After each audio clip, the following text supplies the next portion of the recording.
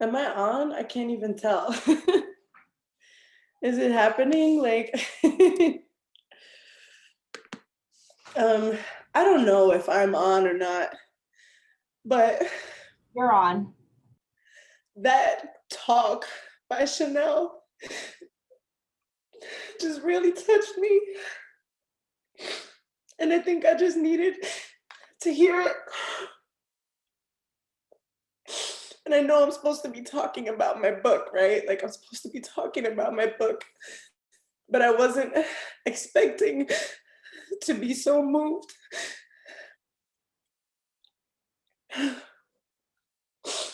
I am just so moved by what Chanel just said. I feel so like out of my body. I feel out of my body right now. There is like so much space for all of us, right, to share our stories and to connect with each other. And there always needs to be room for the deep impact, right? And so I just feel deeply impacted. I feel like, Chanel, you just spoke with so much grace and love and care about your story. And for every young person that is watching this, for every teacher and educator that is watching this, there's just going to be like a collective release of emotions. And I think that what, like, you know, to bring it back to writing is like, that's like the magic, right? Like someone like me who kind of just is like, you know, believe it or not, I'm like a happy-go-lucky kind of person. I don't think I've ever cried or like broken down on one of these Zooms before.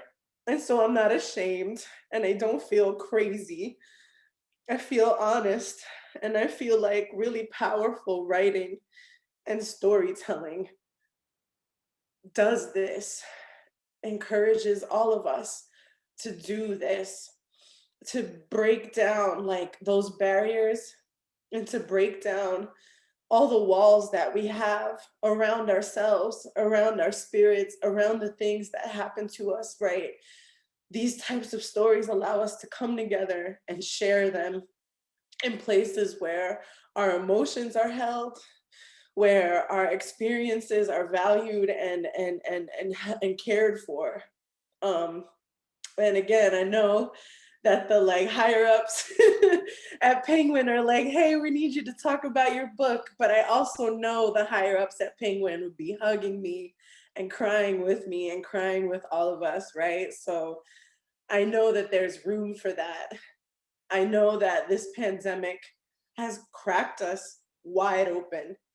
And the only thing we can do is like share our truths. And like, when it comes to writing myself, right? When it comes to sharing my stories, I have always felt like a complete outsider in a lot of ways. And I think that's a familiar thing, right? That's why we have own voices.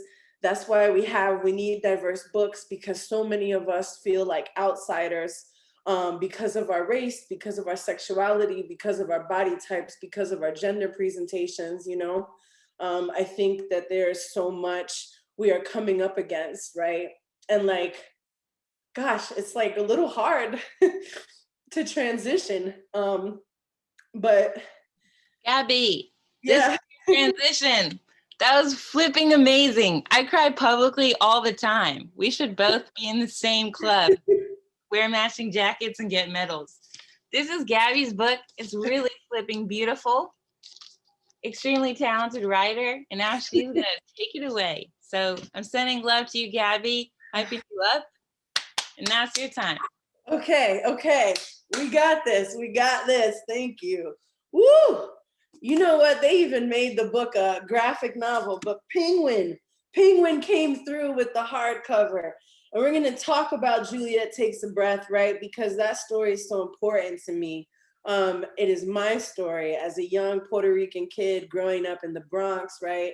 One of the poorest districts, neighborhoods in the United States, navigating life as like a chubby, queer, asthmatic Puerto Rican. Oh my God, glasses fogging up. Um, my grandparents came from Puerto Rico in the 1940s to Nueva York, right? Like all the Puerto Ricans did back then. And as a little kid, I never even thought to ask, well, why did they leave the island, right? Like, why did they come to New York? Because the American dream was so big. So of course they came here. I didn't know until later that the United States had like sucked all the resources out of Puerto Rico and made it so that it was impossible to find work and to support your family. I didn't know that it was less of a like, let's move to America and more of a displacement, right? But I had strong grandmothers, I had strong titis, everybody hustling, making it work in the Bronx. And here I was trying to find my way, trying to figure out what it is to be a woman, and also what it means to be a queer person, right? Because that was the one thing I didn't necessarily see in my family was like, where is the queerness?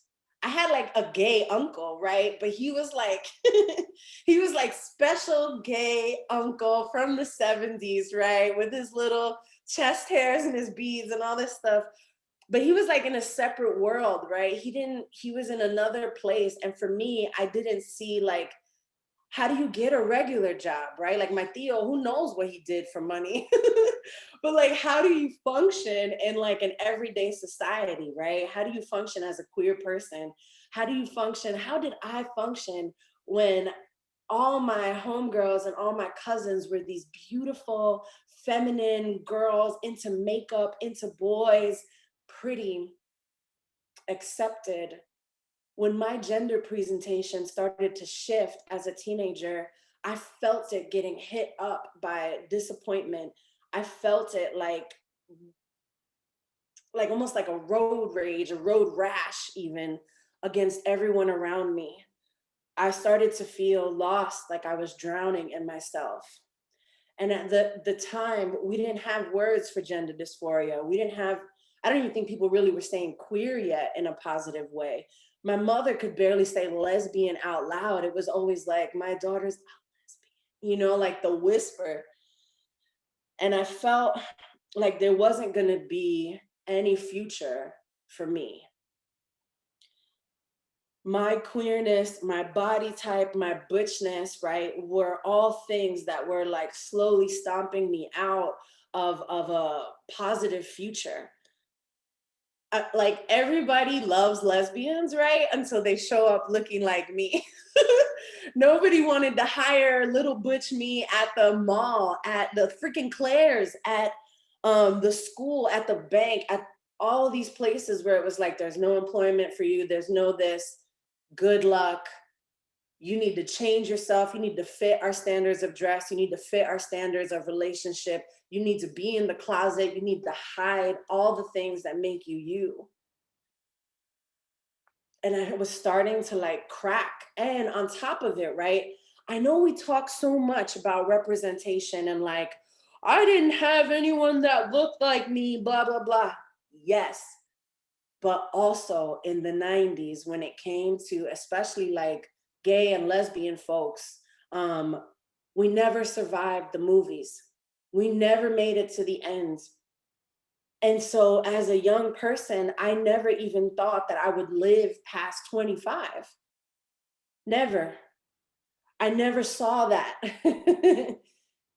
Even my uncle, he might have made it to a certain age, but he passed away in the same way that a lot of gay folks pass away, with like drugs and violence and all sorts of stuff, right? It was either the AIDS epidemic was going to take you away, or you were going to be addicted to drugs, or incarcerated, or just cast out. And so I had to reckon with myself. And my family also had to reckon with me. And ooh, we about to cry. I'll never forget. like 2 years before my grandmother passed away, she was like, Gabriel, I want to tell you, no matter what you are, I love you. And I know that you are different. And I want you to know that it's okay. And I couldn't say anything to her. I didn't have it in me to say, thank you, Grandma. I love you too. I was still like so scared of everything. My mother, my father, the world around me, not having a place in the world, not living, being this ugly man woman, right? Because when you hear about lesbians, you hear, oh, don't be one of those manly ones, you know? I was so scared inside of me that I couldn't find that my way to my grandmother. And when she passed away 2 years later, something finally clicked in me that was like, you are good. You are good and you deserve to have a beautiful life. And you know what? Not only are you good and you deserve to have a beautiful life, but all those like baby dykes in the hood that you see, that you give the nod to, all the little girlfriends, all the femme poppies that you see everywhere, we all deserve to have good lives. And you are going to write that story. The character that you crave, that joyful, giddy, in love with herself, thick-bodied queer mommy of your dreams, the one that you want to be, you're going to write that. And that is Juliet Takes a Breath, right? That is Juliet Takes a Breath. She is 19 years old. Juliet Milagros Palante. I wanted a character that already loves herself, already loves her body, already is invested happily in queerness and loving other girls and other folks, right? I want her to start there. And when she comes out, right, there's going to be family that supports her. There's going to be family that is confused, but no one is going to attack her. No one is going to take away her home or her safety. She is going to be wholly loved. And she's going to be a nerd. And she's going to be awkward and chubby. And she's going to have jokes and be a cornball. She's going to be all these things that I never have seen a Latina be. And on top of it all, she is going to live. She is going to make it to the end. And not only is she going to live, but she is going to thrive. And so Juliet falls in love with a book about feminism. And it takes her from the Bronx, right? From the neighborhood that she knows with all the Black and Puerto Rican folks and all the like hood amor and energy. And she lands in hippie white Portland, Oregon with the queen of white lady feminism, Harlow Brisbane. And her book, Harlow's book, is called Raging Flower, Empowering Your Pussy by Empowering Your Mind. And so that's Juliet's adventure. She goes, she's a fish out of water. She's learning to question this white lady, to inspect, is your feminism, does it hold up to who I am, or do I have to create my own?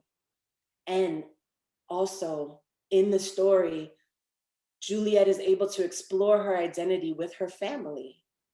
A lot of times queerness and family are separated. Like you can only learn about your queerness if you go to college or if you leave. But in Juliet's story, we have her tia, her other Puerto Rican family members being like, no, yes, I understand.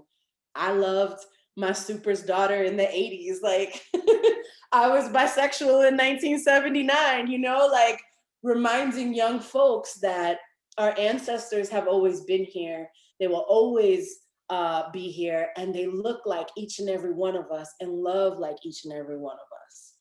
And so for me, that was like the magic. That's the magic of Juliet Takes a Breath, right? It is my offering to young queer kids of color. It is my little way of saying like, you belong here, you are enough, you are loved.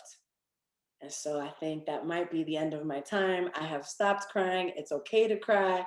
I love you all so much. Please go read Juliet Takes a Breath. Oh my gosh. What a day. Penguin, you didn't tell me I'd be here crying.